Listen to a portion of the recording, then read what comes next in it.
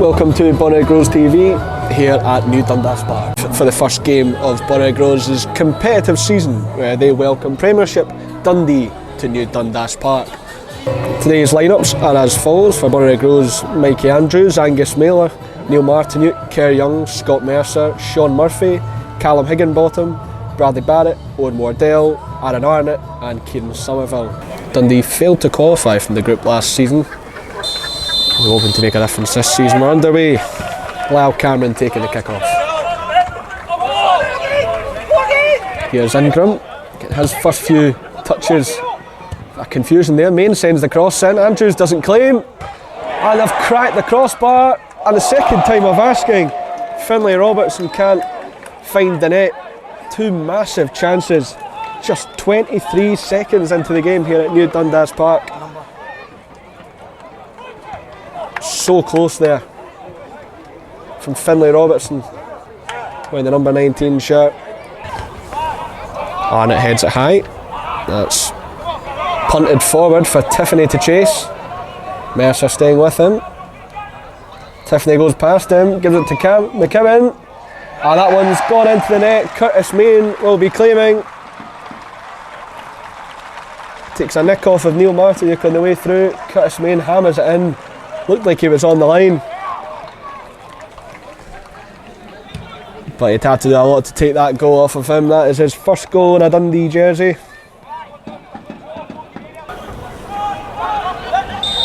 A second goal before 15 minutes would be hard to take. That one comes in. Portales with a flick on, and Portales makes it 2-0 to Dundee.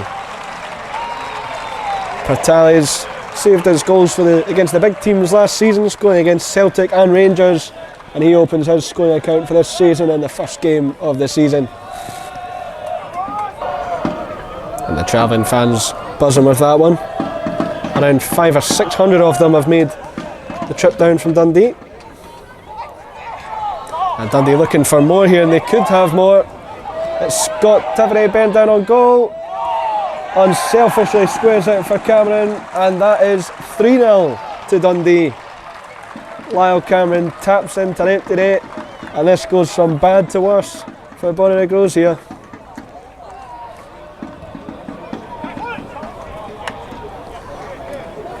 The golfing quality Dundee domination was obviously set to be expected. They made the run behind there. That's where the real danger's been, just peeling off the shoulder.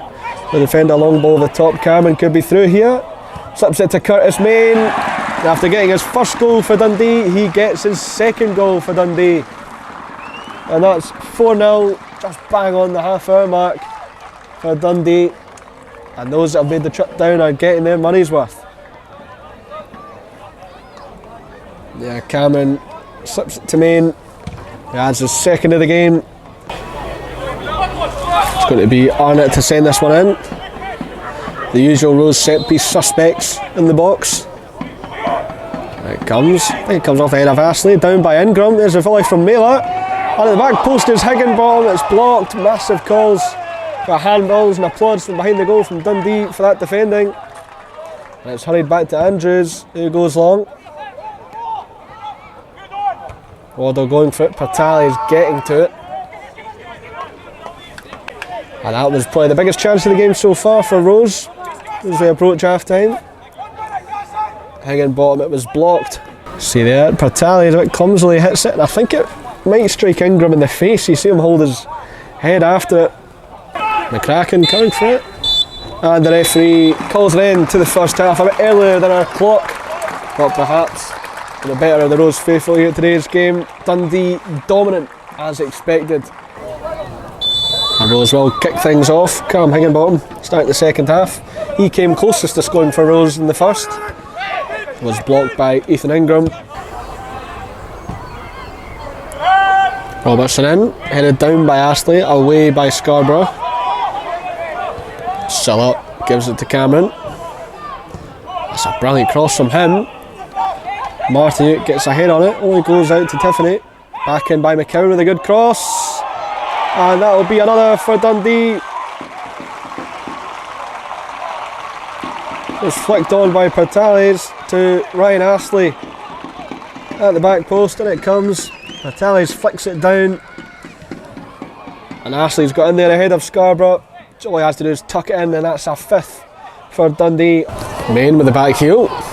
You don't see him whip those out that often. Gregor now tries to get forward, misplaces the pass.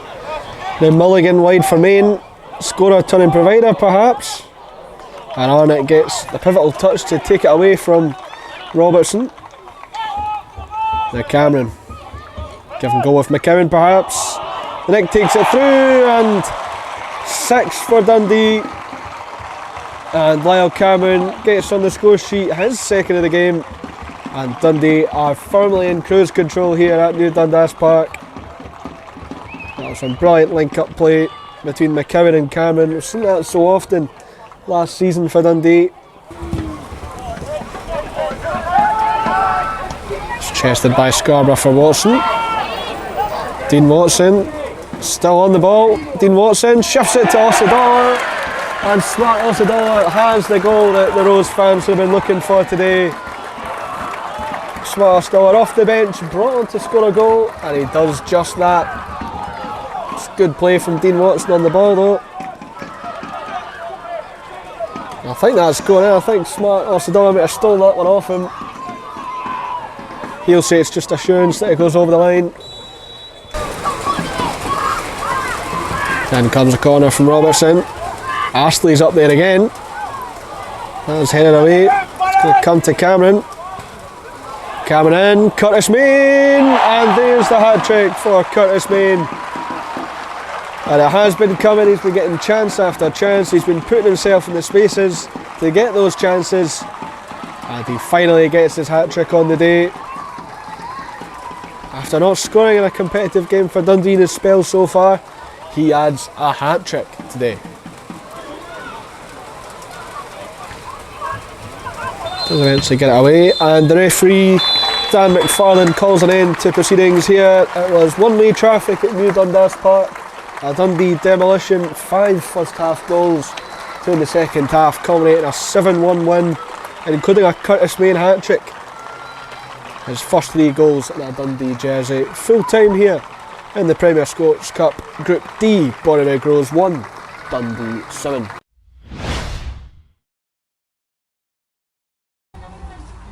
Calum, not the result we would have been looking for today, but it was always going to be a tough ask considering the level of opposition. Aye, like it was always going to be really tough for us today, but at the end of the day, you know, like the bare minimum that we would have hoped for would have been like a performance. We didn't get that performance either, but again, you know, like that's my responsibility. I'll take that on the chin, and like we'll certainly learn from it. I don't think we'll come up against a side as good as that this season, so there's certainly things that we can do to improve upon, but today was a sore one. Like we can't get away for that. It could have been more, in all honesty, and like we just need to like probably believe in ourselves as well a bit more when we've got the ball. But again, as I said, I'll take that responsibility on my shoulders because it's me that sets the team up. It's me that has to go and try and get the result that we're looking for. We tried to play and win, but obviously we've not been anywhere near the standard required to go and do that today. And there's still 3 group games left to go, all against League One opposition. How important is it that the team doesn't let this result affect them and stay on the right track?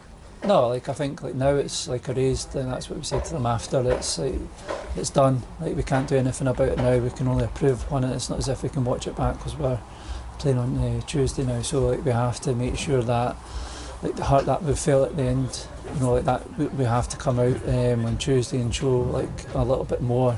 And you know, it'll be down to myself to try and make sure that I pick the team, pick the right team. To get the result we want. Obviously we've got another couple of injuries today, which isn't ideal, but that's just part and parcel of the time of the year it is. Cheers, Calum. Cheers, thank you.